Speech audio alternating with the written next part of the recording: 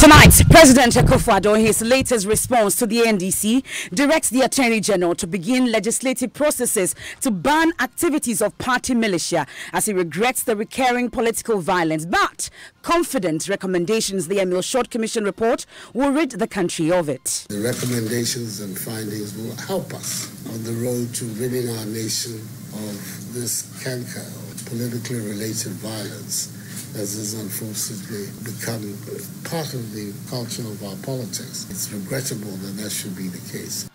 Also tonight, President Akufo-Addo directs the Attorney General to begin that legislative process. We'll get you details. And another violent students' protest leads to shutdown of a university in Ghana. Tonight, students of the University of Education, Winneba, have up until 6 p.m. to pack out of the school. Tonight, following those violent protests, we are live on campus for the very latest as the Central Regional Police prepares to enforce the Security Council's directive. And in the last few minutes, also the minority in Parliament have joined the UTAG to call for the resignation of Reverend Professor Afo Bruni.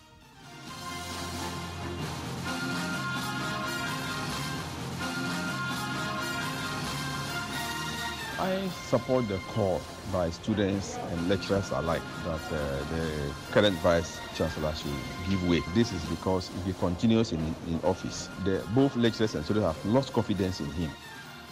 Top stories brought to you by Bond Savings and Loans. Your success, our passion. Gasem cements the nation builder. Vodafone, the future is exciting, ready. And Nationwide Medical Health Insurance, your healthcare family.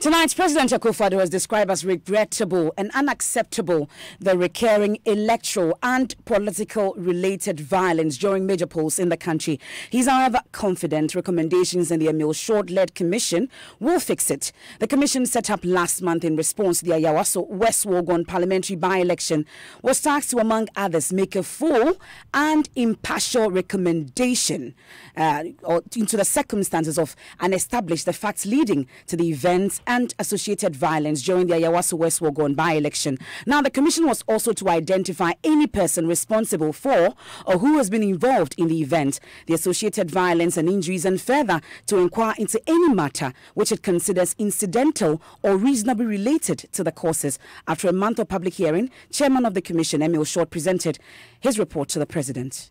My commissioners and I, and the Executive Secretary, also shared in the imperative of working with dispatch in light of the importance of the issues implicated in the inquiry and the public interest involved. We immediately set about working, and with the able support of your Chief of Staff and her staff, our takeoff and operations were made less difficult.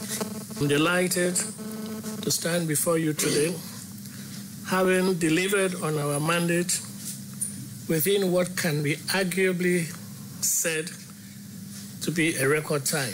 The depth of our report will convince you, Your Excellency, of the fact that all necessary grounds have been covered, and I am confident that you will find the findings and recommendations useful in shaping important reforms for the future. Now, government has within 6 months to issue a white paper on the recommendation proposed by the Commission. President Akufo-Addo says any decision taken will be influenced by government's determination to ensure the rule of law and protection of Ghanaians.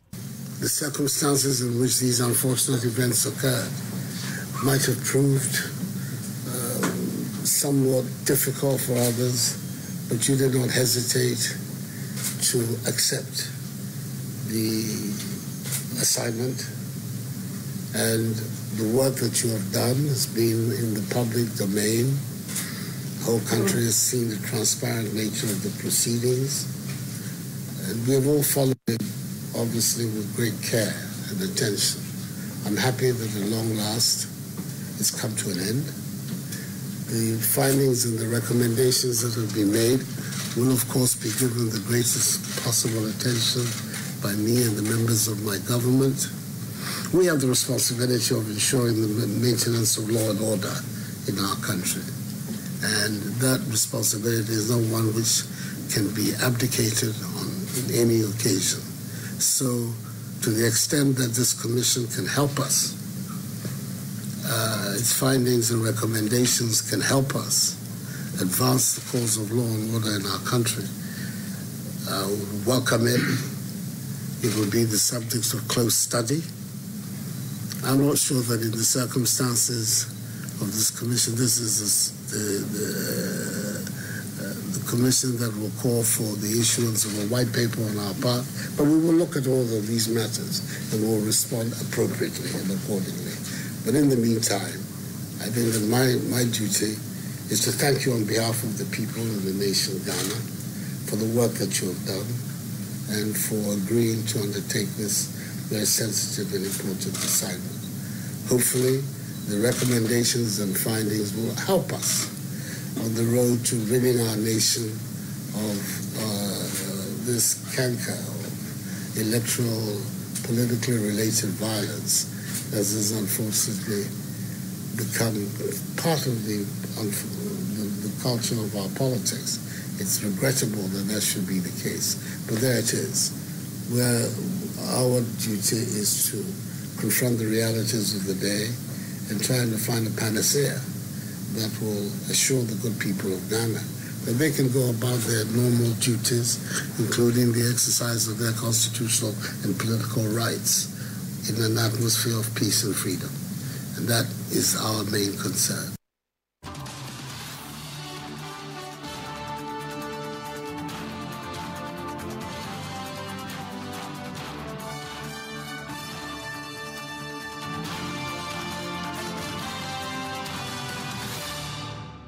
You heard that President Akufo-Addo, whilst he received the executive summary or the copy or the recommendations of the short commission. We'll get to delve deeper into that shortly. We'll put it aside for a minute because today is the 21st or the 22nd day since the President Akufo-Addo, during his State of the Nation address, directed his party, the NPP, to write to the NDC to start a meeting to work out modalities to disband political party militia. But since then, that has not been done. We have the latest on that. We're told that by close of day today, that letter would have been sent to the NDC. But there's been phone conversations between the two party chairmen, but that meeting has still not happened. The NDC then wrote a letter to the president asking for a number of things, including expanding the scope of that intended meeting beyond the NPP and the NDC. Also asking that there should be a mediator. They went ahead to name the Peace Council. They also asked that the UNDP, the IDEC, a number of civil society organizations should be part of that meeting. The president wrote back to the NDC chairman, Samuel Ofosu-Ampofo, rejecting some of the claims or some of the requests that were made by the NDC, saying that the two political parties can work out that. They've done that over the period. They've ruled this country for some time now, so they can meet and work out those modalities. The NDC wrote again, justifying why they were making those requests. Today, the president has written another letter back to the chairman of the NDC, Samuel Ofosu-Ampofo.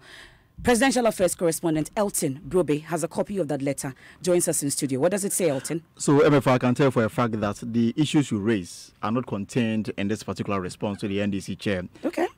But it is in two parts, according to the president. The first one, the president said, I note that you have quite properly given a copy of it to the chairperson of the New Patriotic Party. I'm talking about the second letter written to the president by the chairman of the NDC. And this letter, this first part, is in reference to Mr. Freddie Bele, who is the chairperson of the NPP. And the president said, I have asked him to respond to its contents since he is a rightful person to speak directly for the New Patriotic Party, and I expect that he will do so promptly. Now, to the second bit, which he thinks that it is within his domain to respond as Commander-in-Chief of the Ghana Armed Forces and as President of the Republic. He says, since the constitutional responsibility of maintaining law and order in our country is that of the executive, that is the President of the Republic, I have, in line with my pronouncement to Parliament during the message on the State of the Nation on the 21st of February 2019, instructed the Attorney General without prejudice to the outcome of the engagement, if any, between the NPP and the NDC to prepare and submit to Parliament as soon as possible specific legislation to deal with the phenomenon of vigilantism and provide appropriate sanctions against its occurrence. I believe that the parliamentary process of enactment affords sufficient space for any citizen to make an input or contribution to the enactment of a good and effective law, whose implementation will enable us to rid our nation of politically related violence, a development that can only inure to the benefit of Ghanaians' democracy and to the preservation of law and order. Once again, I thank you for the expression of your commitment to ending the vigilance phenomenon in Ghana, the vigilante phenomenon in Ghana. Yours sincerely, and this is signed by the President himself, Nana Dankwa Akufo-Addo, and is copied to the chairperson of the NDC, the chairperson of the NPP, and the chairperson of the National Peace Council. So that's the latest response from the president to the chairman of the NDC following their second letter to him. We're working the lines to be able to speak to the Director of Communications of the presidency, and then also to get a quick reaction also from the NDC since they wrote to the president. We are told that they are yet to receive a copy of this letter, but interesting development in the past a few days, and you heard Elton read that letter. But more importantly, the second part of that letter, like Elton says, he says, since the constitutional responsibility of maintaining law and order in our country is that of the executive, i.e. the President of the Republic, I have, in line with my pronouncement to Parliament during the message on the State of the Nation on 21st February 2019, instructed the Attorney General, without prejudice to the outcome of the engagement, if any, between the NPP and NDC, to prepare and submit to Parliament as soon as possible specific legislation to deal with the phenomenon of vigilantism and provide appropriate sanctions against its occurrence. I believe that the parliamentary process of enactment affords sufficient space for any citizen to make an input or contribution to the enactment of a good and effective law whose implementation will enable us to rid our nation of politically related violence, a development that can only inure to the benefit of our Ghanaian democracy and to the preservation of law and order. So to say that if the first recommendation or the request that he made to the two political parties to meet is failing, he's going to activate the next option, which is to legislate on the banning or disbanding these political party militias. But you know that James Agauga, a member of the Defense and Interior Committee, had raised concerns about this other option that the president is looking at taking, that will not work, and they will fight that if it comes to Parliament. But the president has directed the Attorney General to do so. But this letter also fails to address some of the concerns that the NDC raises in their second letter, Elton, because the NDC was seeking to justify why there was a need for a mediator and also why there was a need to expand the scope of the meeting. But that is not addressed in this letter. It's not here, and there is a response to that effect. Mm-hmm. And if you read the first part of this letter, the president is saying that he has directed the chairperson of the NPP, Freddie Blay, to respond to the content of the NDC letter, since he's a rightful person to speak directly for the NPP, and he expects him to do so promptly. Okay, so we'll work the lines also and see if we can raise the chairman of the NPP or the general secretary or anybody that is rightly placed to speak to this latest directive also, because the first directive to the NPP that they should write to the NDC did not happen, and we are told that that will happen today, and that's 21 or 22 days after that directive. But we are following this closely here on Top Story, and that's the latest statement or letter in response to the NDC chairman, Samuel Ofosu-Ampofo, from President Akufo-Addo.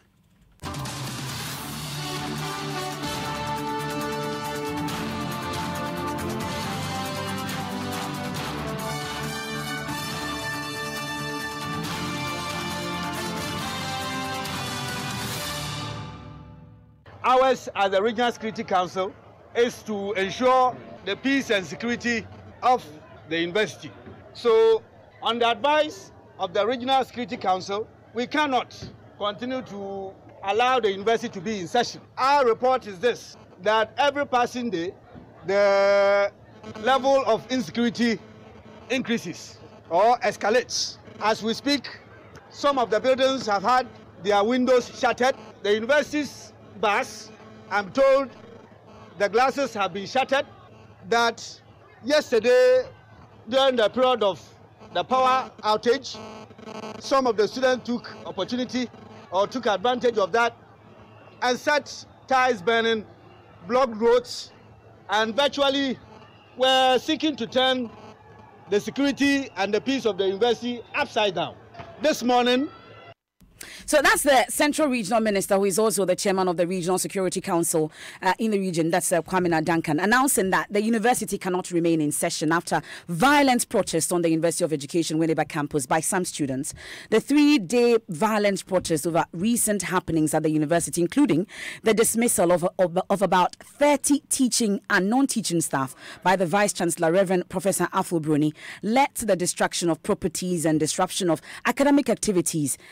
Even though students are said to be preparing for their mid-semester exams, security has since been beefed up after the police managed to disperse the protesting students amidst the firing of tear gas and, according to reports, gunshots and rubber bullets as well.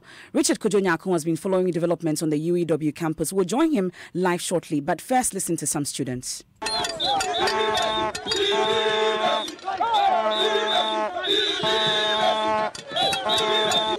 The lecturer that we say to be the best lecturer in the department.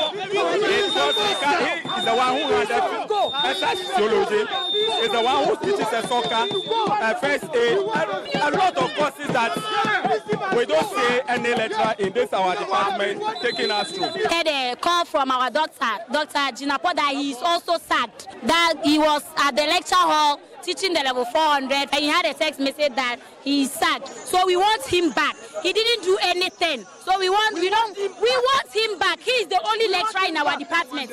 We students want him back. We don't want our HOD. They should change our HOD and bring back our Jinapo. It's an intimidation affecting us. The time that they have sacked them is not good. Not the time, because if you check, we are now on 6th week of the whole semester. That means that we have some few days for mid-semester quizzes. You see, so this one is going to affect the whole university. There are issues of ultimate importance in this university. Sacking a lecturer is not important. There is no such president. There are issues that are impending. The security on campus is very poor. Communication to the students are very poor. We are suffering. My brother, you can't sack a lecturer in the middle of a semester. A lecturer lecturing people about 6 courses. You sack them in the middle of a semester. What do you want the students to do? Some students at the University of Education Winneba, but like we said, the school has been declared shut down because the Central Regional Minister you heard a while ago saying that they cannot maintain the security in the school. So the school has been shut down and they have up to 6 p.m. to vacate the school. That's the students. Richard Kojo-Nyarko has been there all day and he's been following this incident at the UEW campus and joins us on the line. So Richard, it's just about 10 minutes or so to 6 p.m. Are students getting ready to pack out? Well, the students have joined the police in counting up to the 6 p.m. deadline. If you come here, there are 2 categories of students now. One category is packing out peacefully. There is the other category that has adopted the wait and let's see what happens attitude. And so that is what is currently happening here. The police are ready. They've put themselves in readiness. They've called for reinforcement, and every step you make, you meet a policeman, and they are counting up to the 6 p.m. deadline to flush out all the students here on the university campus. But students, you say, are preparing to leave, though, because you say they are counting down with the police. They are ready to comply? Oh, some are ready to comply. Others who are waiting to see whatever would happen. Some of them say they have not seen some before, and so they would want to wait and see what really would happen at 6 p.m. Earlier, the MP for Efutu, Alexander Feyoma, held a press conference and flanked by the UTAG president of UEW and Dr. Jinapo, and he said that he and the MP for Assin Central, Kennedy Japan, have met the SAG lecturers and have come to a conclusion that the SAG or dismissed lecturers should write a letter to the governing council for them to be reinstated. After that, he proceeded to address the students here and urge them to stay here and thank them for the yeoman job they've played from Monday up to today. And so that was really what happened. So when that was said, the students became confused whether to leave or to comply with the directive given by the Regional Security Council. Earlier, you were trying to find out the number of injuries that have been recorded during this protest. Were you able to make any headway with that? Yes, we know of one policeman who got injured and he was rushed to the specialist trauma center here at Winneba. But upon reaching there, they said that, the injury was so huge that he has to be transferred to a bigger facility in Accra. And so as we speak now, the police administration here tells me they are performing a surgery on him. But apart from that, they cannot tell us the number of students that are injured, except to tell us that there are incalculable damages that have been caused to property, to the cars of not only the university, but to the police vehicles as well. Some of them, they have their windscreens that have been smashed. That's Richard Kojo-Nyarko, who is still following events. We'll stay with Richard as the countdown is on to 6 p.m. Once it's 6, then we can check the situation on the campus. But let's speak to the MP for the area, Mr. Alexander Afenyo-Markin. We are grateful for your time here on Top Story. So you've been trying to intervene in this situation. How challenging has it been? Well, so far so good. This morning at 7 a.m., the Sector Minister mandated Honorable Kennedy Japan and my good self to speak to the UTAG executives and the students. We went ahead to do so. Fortunately, the Governing Council agreed with the concerns so expressed for the immediate reinstatement of all those affected workers of the university, including the lecturers. The same conclusion was communicated to the lecturers, and they were happy about it. They themselves informed the students who were protesting in support of the concerns of the lecturers. So, by the grace of God, we visited the 3 campuses with the lecturers themselves. Dr. Frimpong Duku, the UTAG UEW chapter president, Dr. Jinapo, the secretary, Dr. Bakwing, Dr. Sapon, and we spoke to the students, and they were happy that at the end of the day, the injustice and the victimization we all spoke against has been addressed. So, by the grace of God, I'm sure that those who have the mandate to issue the necessary communique regarding the solution so far will make that known to the public. On my part, I have done my duty. I was against injustice yesterday, and I am against it today. I was against tribalism yesterday. I am against it today. I was against victimization yesterday, and I am against it today. I want University of Education Winneba to be a better place, at least for the time being that I serve the people as the MP. I don't want cabal issues and victimization and all that. I have been consistent regarding my position on matters on UEW campus. And I'm happy the students were received. Me, UTAC, at least in the past they disagreed with me, but at least now they realize that I speak for all and we're able to sit together. So that is the good news I can put across. So, but how soon, do we know how soon they will be reinstated? Because the UTAG is unaware of this latest development. Do we know how soon? The line was breaking. Please repeat. I'm asking how soon these lecturers will be reinstated. Do we know? Okay. In the morning, the minister's advice to the council was that those steps should be so taken forthwith. The governing council chair gave his assurance, and we were accordingly directed to proceed and communicate same to the UTAG executives. So I have no doubt on my mind that that will be done. And like I said, the lecturers were very happy. Those affected were all present in the meeting. They were all happy. And I can also tell you that other things this morning, the minister was very sincere, firm, and he wanted the right thing to be done on UEW campus. Mr. Afenyo-Markin, all steps will be taken to address issues of injustice. Okay, they are so directed. And in all this, there have been calls for the resignation of Reverend Professor Afu Bruni. You side with those calls? I myself said so in my Facebook post, and I spoke to City FM and other networks, and I said that to the extent that he was perpetrating that injustice and victimizing people, he owed it a duty to his conscience to resign, because the very principle that brought him to office, he is departing from same.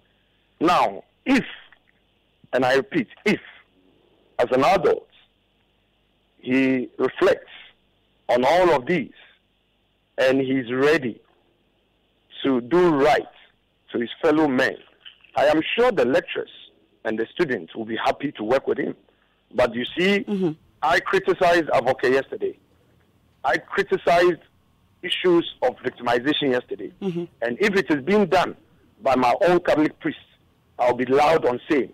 But Mr. Afenyo-Markin, the right things are done. It's interesting. The question that many ask is that, how did you fall out with Reverend Afo-Broni so quickly? Because some have even described you as an ally. I'm saying that, how did you fall out with Reverend Afo-Broni so quickly? Because some have even described you as an ally. Mbefa, take away ally, take away falling out.